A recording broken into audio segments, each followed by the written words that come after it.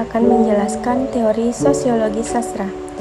Teori sosiologi sastra merupakan teori sastra yang menganalisis suatu karya sastra didasarkan dalam hubungan kemasyarakatan. Karya sastra juga dianggap sebagai ekspresi pengarang. Landasan dalam teori ini adalah sosiologi sastra. Penelitian sosiologi sastra lebih banyak memberikan perhatian kepada sastra nasional, sastra modern, khususnya mengenai novel.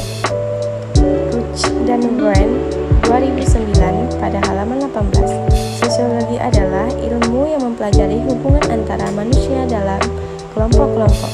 Penelitian ini tersebut banyak diamati oleh penulis yang ingin melihat sastra sebagai cerminan kehidupan masyarakat. Bagaimana pendekatan sosiologi sastra dalam mengkaji karya sastra? Yang pertama ada sosiologi pengarang. Sosiologi pengarang berhubungan dengan profesi pengarang dan institusi sastra. Masalah yang dikaji antara lain dasar ekonomi, produksi sastra, latar belakang sosial, status pengarang yang terlihat dari beberapa kegiatan di luar karya sastra. Yang kedua ada sosiologi karya sastra. Sosiologi karya sastra merupakan kajian sosiologi sastra yang mengkaji karya sastra dalam hubungannya dengan masalah-masalah sosial yang ada di dalam masyarakat. Dan yang ketiga ada sosiologi pembaca. Sosiologi pembaca merupakan kajian yang memfokuskan perhatian hubungan antara karya sastra dengan pembaca. Baiklah, di sini saya akan menganalisis sosiologi sastra dalam novel Berkisar Merah, karya Ahmad Tohari. Pertama, sosiologi pengarang. Ahmad Tohari dikenal sebagai pengarang trilogi novel Ronggang Duka Paru 1982, Lintang Kemukus Dini Hari 1985, dan Jaterang Biang Lala 1986. Dia lahir 13 Juni 1948, Tinggarjaya, Kecamatan Jatilawang, Banyuwangi, Jawa Tengah. Dari keluarga santri, ayahnya adalah seorang kiai, pengawas KUA, dan ibunya pedagang kain. Ahmad Tohari menikah tahun 1970 dengan Siti Syamsiah yang bekerja sebagai guru SD. Dari perkawinannya itu, dia dikaruniai 5 orang anak. Karya-karyanya mulai dipublikasikan tahun 1970-an. Sebenarnya saat masih belajar di SMA, dia telah menulis, tetapi tulisannya hanya disimpan di laci meja belajarnya. Selepas SMA, barulah ia mengirimkan karyanya itu ke berbagai media massa, antara lain ke Kompas. Yang membuat semangat menulisnya menggebu-gebu adalah saat cerpennya Jasa-Jasa Buat Sandiwirya mengenai hadiah harapan senyembara cerpen Kincer Emas Radio Nederland 1977. Novel Di Kaki Bukit Cibala memperoleh salah satu hadiah senyembara penulis roman yang diselenggarakan oleh Dewa Kesenian Jakarta tahun 1979.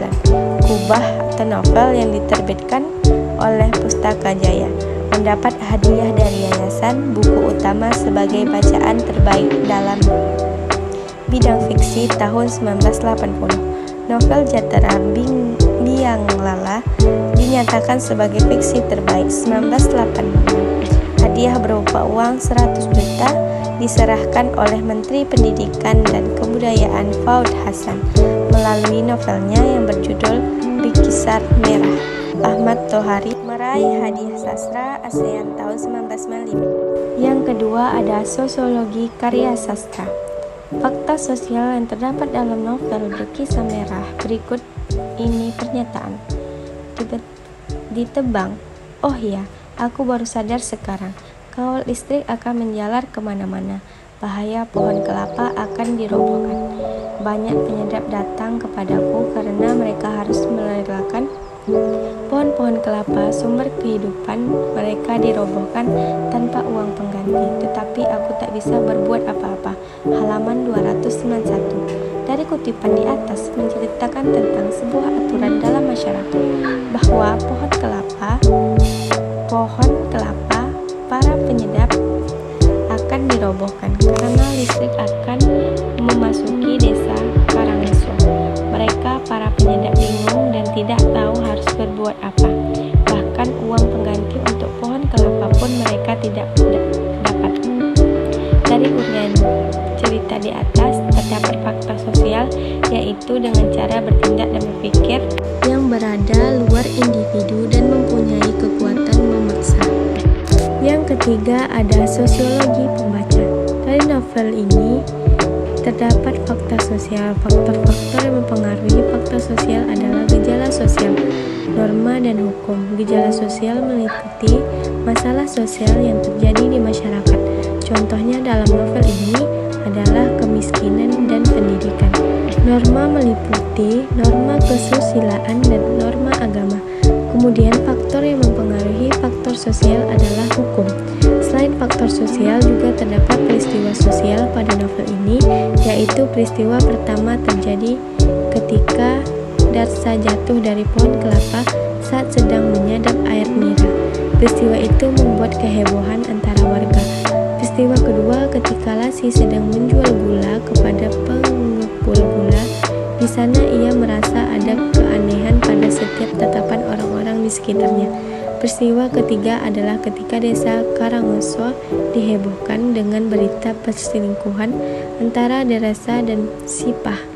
Semua orang menceritakan bahkan menebak-nebak kejadian pada malam ketika Dara pergi ke rumah Bunaka.